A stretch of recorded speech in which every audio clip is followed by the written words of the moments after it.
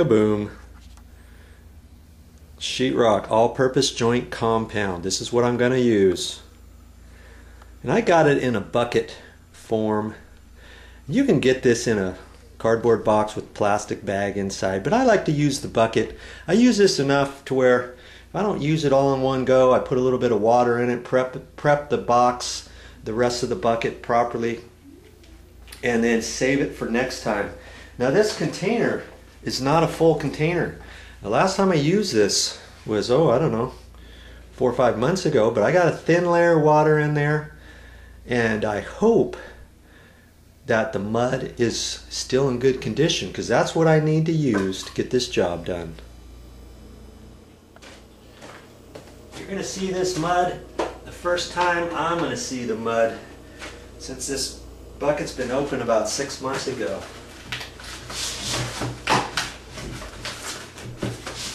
Nice little storage bucket for your mud.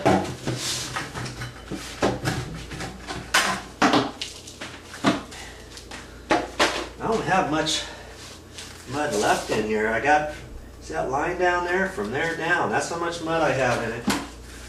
And I've got just a little bit of water in there. I don't know if you could see that or not.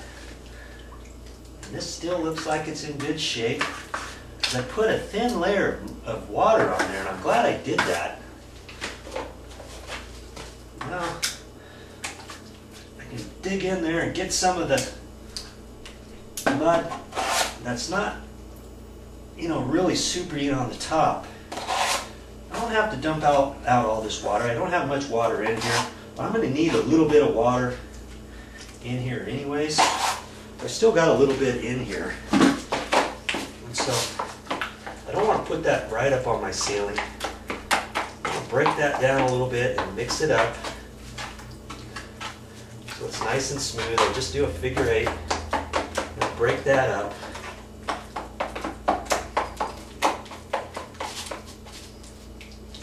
I want it to go on nice, so I can just mix it up in here.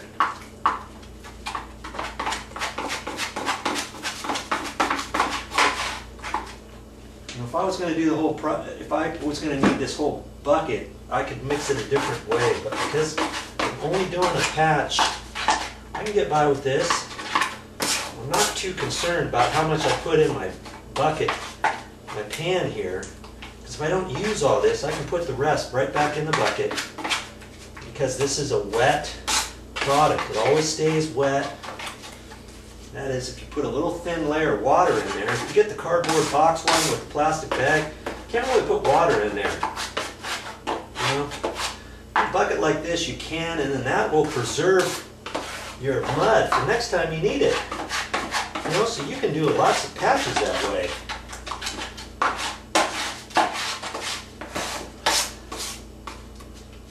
Okay, so I'll keep mashing this down a little bit more.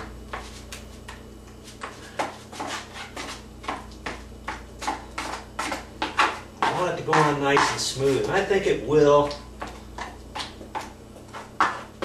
even though it doesn't look 100% mixed up how I'd like it to be, but it looks, 90% good. There's a couple ridges in it.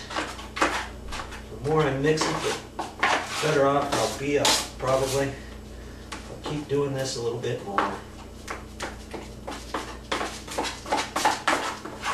Figure 8s, back and forth.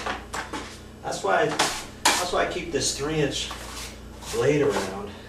Even though it's a crummy one, the ends are all rolled down because I've used it so much for other things and it's kind of rusty. But it works good. Okay, ready to put that up. That's about the consistency you want. You don't want it too thick, you don't want it too soupy. Fine line in there. If this was too thick, I'd have to just drip in a little bit of water from my water bottle, but I already had some wet in there, and if that was still too wet, I could dig out in the middle some thicker stuff and put it in there and mix it around. I think I got the consistency just fine. Okay? Alright. I think we're ready to put that up.